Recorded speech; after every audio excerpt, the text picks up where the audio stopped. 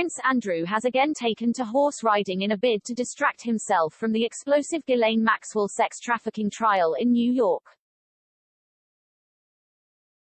The Duke of York was out on a black steed with another rider near his home at Windsor Castle while bombshells continued to flood out of his old friend's court case. The royal was earlier seen looking stony-faced as he drove his Range Rover through the grounds before taking to the saddle with his companion. He has been mentioned 3 times in the trial so far, by Jeffrey Epstein's pilot, who said he flew with the disgraced financier, by one of the victims Jane, who said he remembered Andrew on the plane, and his former housekeeper, who said Andrew was always polite and a very nice guy. He was the only guy who left us a tip. Maxwell's court case in the U.S. today heard from Epstein's former housekeeper who revealed the imperious nature of Maxwell while he was employed under the couple. Juana Alessi, 72, took the stand Thursday during the 4th day of Maxwell's sex trafficking trial and revealed how she wanted the house run like a 5-star hotel, which included washing Epstein's car, stuffing it with $100 bills and avoiding eye contact with him, as Maxwell claimed he detested it. Staff were allegedly handed a 58-page household manual filled with demands. Try and anticipate the needs of Mr. Epstein, Ms. Maxwell and the guests do not discuss personal problems with guests. Unobtrusive is the key. Smile. And never disclose Mr.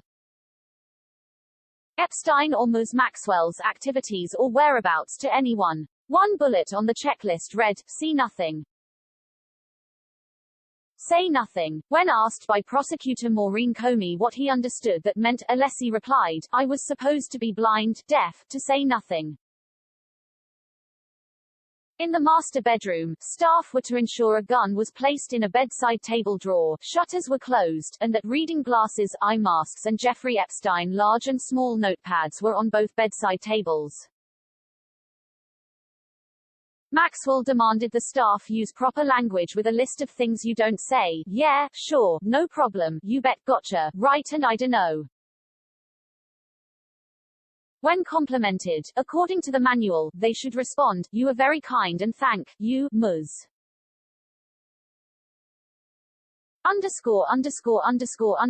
I enjoy doing it. Alessi's other duties were to make breakfast at 5 a.m. and bathe Maxwell's dog, a Yorkshire Terrier called Max. He told the court he was expected to be up at the crack of dawn to make the food rather than Epstein's professional cooks, because the chefs have the privilege to sleep in. Alessi also said that part of his job was to clean up after Epstein's massages, which he said Maxwell scheduled 3 times per day and which usually took place in his bathroom. Asked by the prosecutor if he ever found anything unexpected after the massages, Alessi said that he found a large dildo, describing it as a huge man's penis with 2 heads. Alessi did not clarify whether it was the sex toy called a twin torpedo referred to by prosecutors in pretrial filings. Alessi said that he put gloves on and ran it under the water and put the dildo in Ms. Maxwell's closet in her bathroom inside of a wicker basket. Alessi said that he saw pornographic tapes and a black leather costume in the same basket. He said that 3 or 4 other times he found 2 other sex toys, one that looked like a pillow and another that looked like an arm which had a rubber vibrating part at the end. He put those items in Epstein's dresser, Alessi said. Alessi said that he first met Maxwell in 1991 and after that his relationship with Epstein became less cordial and more professional. Alessi said, from the day she came to the house she right away took over. She mentioned to me she was going to be the lady of the house. She also told me she was in charge of Epstein's other properties. According to Alessi, Maxwell was with Epstein on his visits to the property 95% of the time. In an interview with Palm Beach Police in 2005, Alessi admitted he would wash off vibrators and a long rubber penis after a young girl visited Epstein for a massage. The bed would have to be made up after each massage as well, strongly suggesting some kind of sexual activity. Alessi said that he remembered 2 girls during his employment with Epstein who appeared to be underage. He was shown a photo of the first accuser in the trial, known as Jane, and confirmed it was her. The second was Virginia Roberts, the woman who claims that Epstein loaned her out to Prince Andrew for sex when she was 17, allegations he denies. Alessi said that Jane was introduced to me by Ms. Maxwell at the Palm Beach house and he estimated she was around 14 or 15 at the time. Alessi said that on Jane's visits to Epstein's house he would pick her up and that he recalled Maxwell instructed him to chauffeur her. Asked by prosecutor Maureen Comey why she didn't drive herself, Alessi said she didn't have a license. When she arrived at the residence she would go to Maxwell's desk. Alessi said it was not my job to ask where they were going. Alessi said he recalled driving Maxwell, Epstein and Jane to Epstein's plane and seeing them board together. Alessi said that he recalled meeting Roberts on a trip to Donald Trump's Mar-a-Lago club with Maxwell. That day they had visited all the luxury spas in the area when Maxwell suddenly told Alessi, who was driving, stop. Alessi said, I stopped the car and she opened the door and went towards this girl who was coming down the ramp. She looked young, she had blonde hair and was wearing a white uniform like a nurse. Roberts has said she was working in the locker room at Mar-a-Lago at the time. The next time Alessi saw Roberts was later that day at the Palm Beach residence, he said. The jury was shown 2 photos of Roberts, one of which shows her with blonde hair and smiling. She looks to be aged around 16. Alessi said that after that he saw Roberts very often at Epstein's house and estimated she was probably 14 or 15 years old. Sometimes Roberts came with her boyfriend but Maxwell told him to wait in the car. Alessi said that right at the end of his time with Epstein he saw Roberts with 2 other girls and observed them going to Maxwell's desk.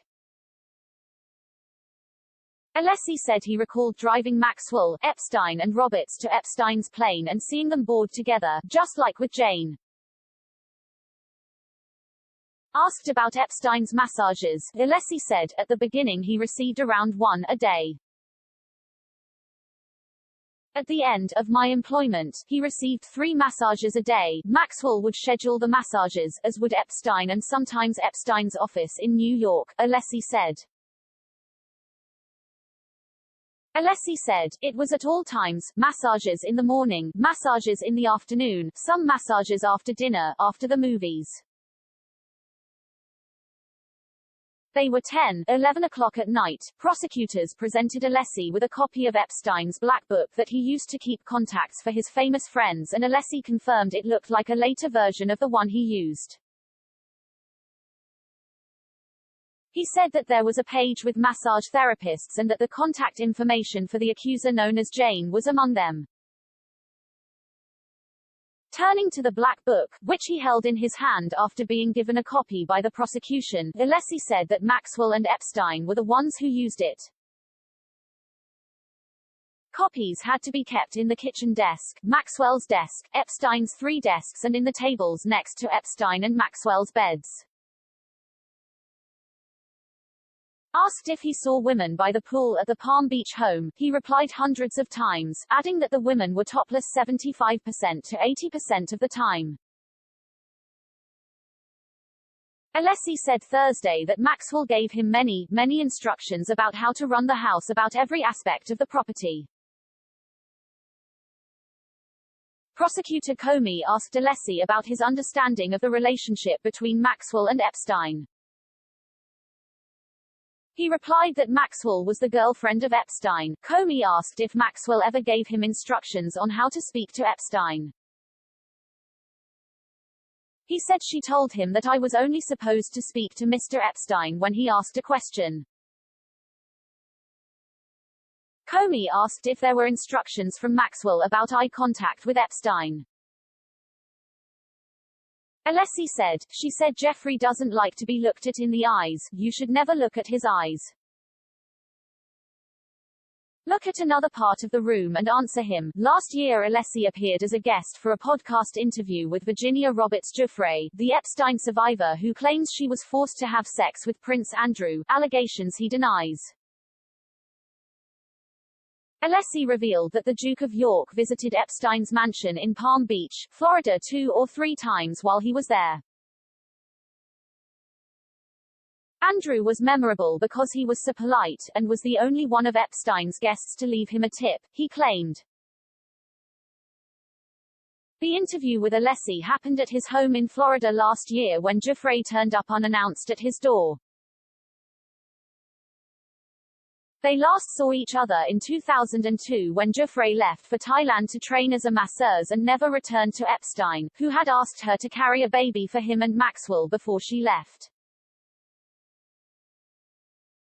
Their conversation turned to Maxwell, and as former Epstein employees they used to bond over stories of mistreatment by their boss, Maxwell.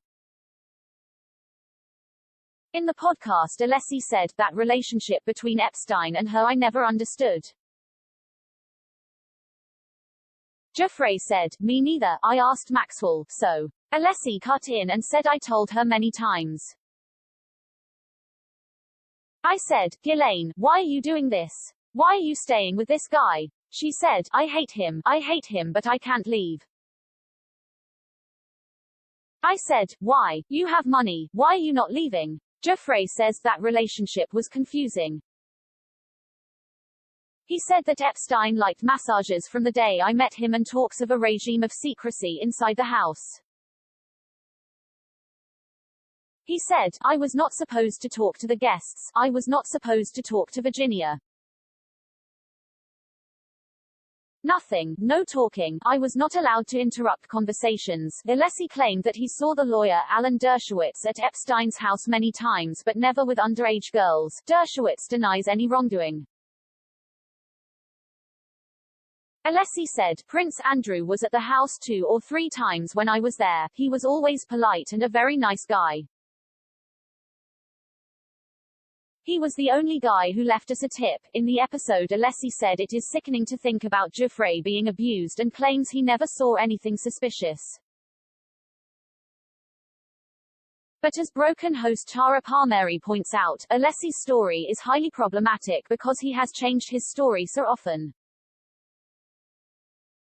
Even in the podcast Alessi said that Epstein would come to me and say, "Call this girl, it was hundreds of girls that I have a list, call Joanne, call Judy, call Nicole, so many girls." Alessi's testimony came after Dr. Lisa Rocchio, a clinical and forensic psychologist, took the stand as the prosecution's expert witness. Dr. Rocchio testified that giving massages and gifts could be key parts of the grooming process and said such manipulative tactics were part of the 5 stages of grooming a child victim for abuse.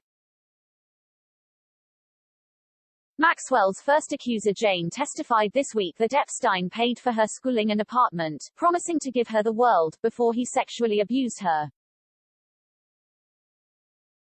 Dr. Rocchio said she had been specializing in the field of traumatic stress and interpersonal violence for 30 years and was an assistant professor at Brown University as well as running her own practice. She defined grooming as a series of deceptive tactics, strategies or that are used by perpetrators for the purpose of engaging a child in sexual abuse. The first stage was identifying a victim, and predators looked for vulnerable people such as those from disadvantaged homes, Rocchio said. Stage 2 was obtaining access to the victims and putting themselves in situations where their access to children is not likely to be questioned. Prosecutors have claimed that Epstein and Maxwell first met Jane, the first accuser, at a children's arts camp in Michigan where he donated $200,000 to have a lodge named after him. Stage 3 was about engaging in lies and deception to build a relationship with the victims, including giving gifts such as fancy clothes and jewelry. Such presents are intended to make the victim feel special, Rocchio said. Prosecutors claim that Maxwell bought one of her accuser's lingerie and a pair of boots for another. The final two stages are a process of desensitization to physical and sexual touch, drive. Rocchio said, this can involve things like giving hugs, touching and giving a massage. In her evidence, Maxwell's first accuser, Jane, claimed Maxwell instructed her how to give Epstein a massage that would please him and that the abuse often happened in the massage room. The final stage was a process of coercion to ensure the abuse continued and the victim did not tell anyone. Dr. Rocchio said that it was very common for victims to delay disclosing the abuse, especially if they were young, and they were more likely to disclose it to a friend than law enforcement. Earlier the court heard from Paul Kane, the director of finance at Professional Children's School, a performing arts school in Manhattan which Jane attended. He was asked to read the name of the person who had financial responsibility for Jane on her application to join the school in 12th grade, or 17 years old.